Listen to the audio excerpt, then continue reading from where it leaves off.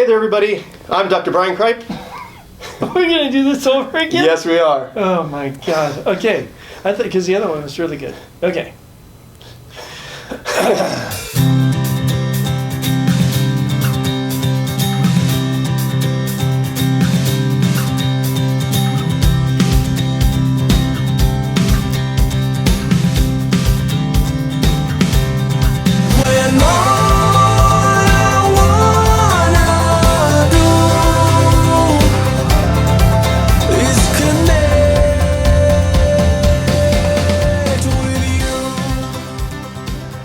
Everybody, I'm Dr. Brian Cripe. And I'm Dr. Glenn Cripe. And we'd like to welcome you to episode 2 of the Cripe Chiropractic channel. We're excited that you are here. Thank you for watching once again.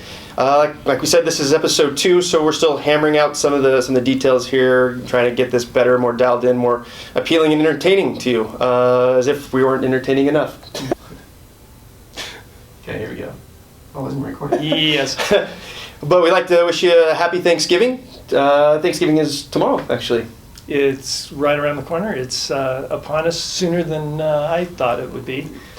Yeah, so we hope you have a fun, safe one, and when traveling, you know that you're safe out there. So, without further ado, let's get in the show. We have a question today from Donna, kind of a serious one, but we want to bring more light and more information so you can make the right decisions if you or a loved one are in a similar sort of scenario. So, let's get right to it. Today, and this question actually comes from a real patient that we talked to. It was yesterday. And really kind of hit a few buttons with us. All right, so Donna S. asks, over the past few weeks, I've been experiencing intense dizziness when I stand up. My general practitioner sent me to a cardiologist who ran a couple of tests, checked my blood pressure, checked my meds, and said I was fine. My husband says I look pale and I always feel tired. I went back to my GP who said I should just listen to my cardiologist and make sure I use something like a cane to help me get up easier. The dizziness is getting worse and my mouth is super dry. What should I do? So like I said, this was an actual question that Donna asked us yesterday in person, and we just rewrote it and so we could reread it to you. Donna, by the way, she's about 82-ish, and she said all of her blood tests were negative. She's also on hydrochlorothiazide.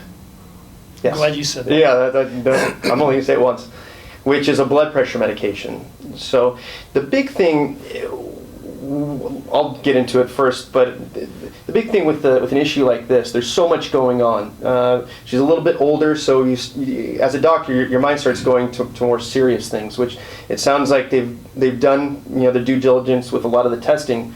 But the thing that concerned Glenn and I when we were talking about this afterwards is the fact that there were her concerns really weren't addressed. And when you're seeing a doctor or a health professional of any kind, we want you to understand that you are your best health advocate. Okay?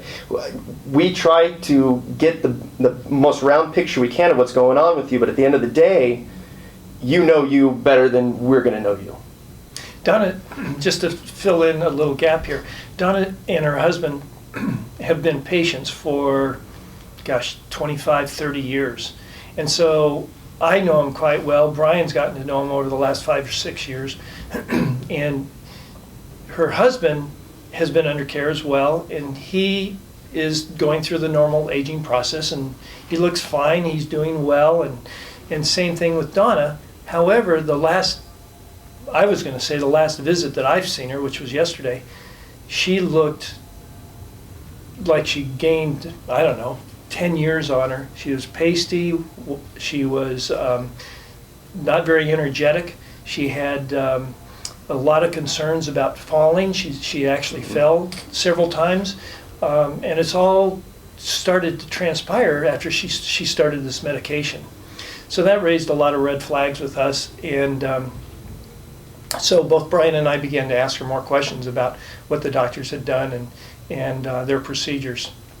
Along with that, we find out that she's got some dry mouth, and this medication is really kind of not helping her that much. She ended up with she had a rapid heart rate. What else? I forgot. The blood pressure would go really low when standing up, and So we decided we're not the medical doctors. We don't pretend to be medical doctors, but we felt very strongly and told her that she needed to go back and either see her GP or her cardiologist and to begin to ask questions and get some answers.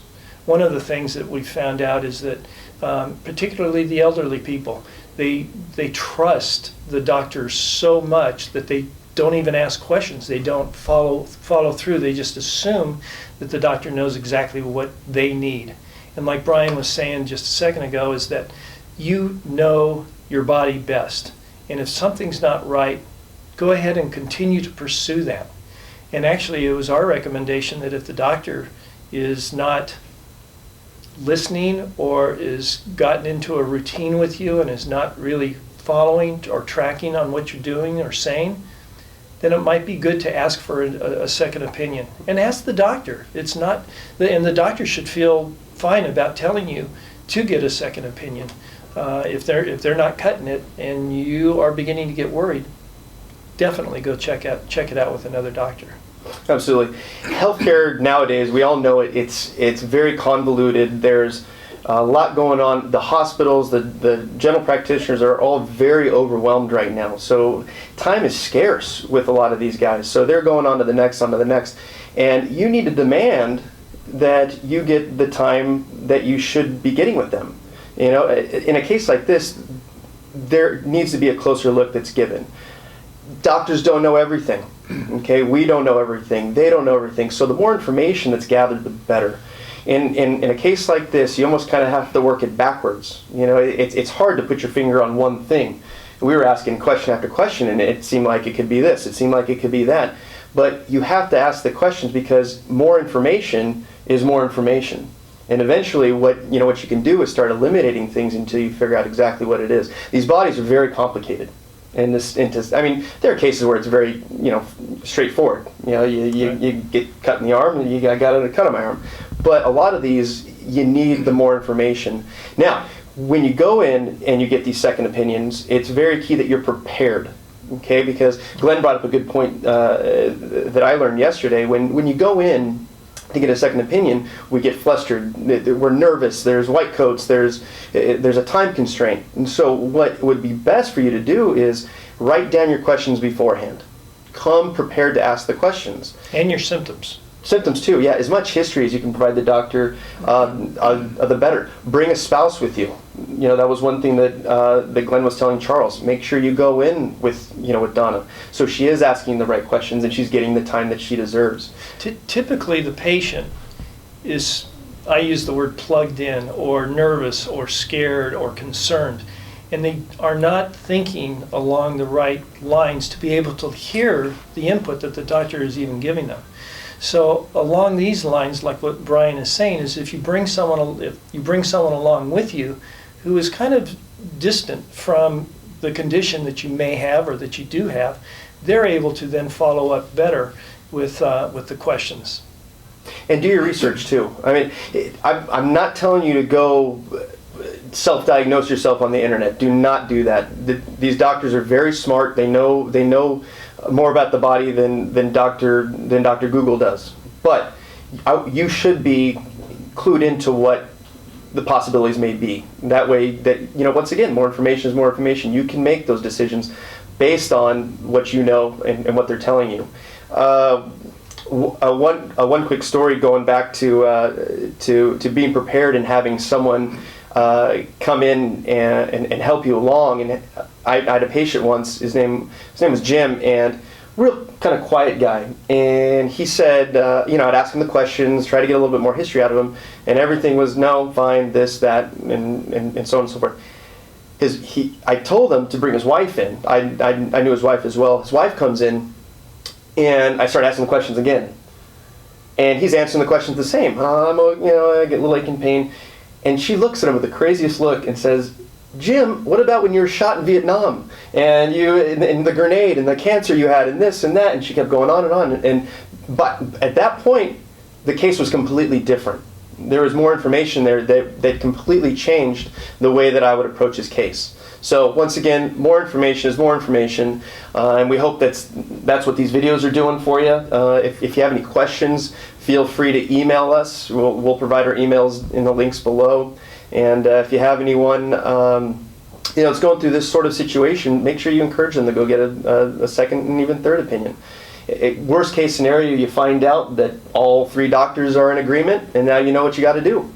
So it's a win-win for everybody. So any last thoughts? No, I think that's it. I mean, bottom line, take someone with you that is somewhat removed, and so that they're able to hear the doctor as well as ask questions that you may have forgotten. Come prepared, like Brian's saying.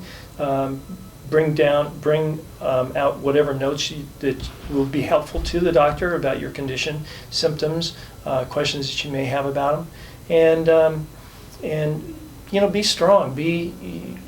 It's being the squeaky wheel, and you can do it with a smile on your face. But don't settle. It's your health, and if you don't have your health, you don't have a whole lot. So we're striving to have you become your greatest advocate, so that you have the healthiest life that you can have. Oh, that's good. That being said, hope you all have a great Thanksgiving. Oh, one more thing. We're doing this video series, and we have a new intro video to our office that's coming out. We're pretty excited. Actually, check it out right now. There's 1,000 miles between us as I feel your breath on my skin. There's so many things I want to say, but I don't know how to begin. I want to connect with you. Okay, guys. Thank you for watching. We'll see you in another couple weeks with episode 3. Once again, you have any questions you want to feature on the show, email them. They're in the links below. Have a Thanksgiving. We love you guys. Be healthy. Do well. When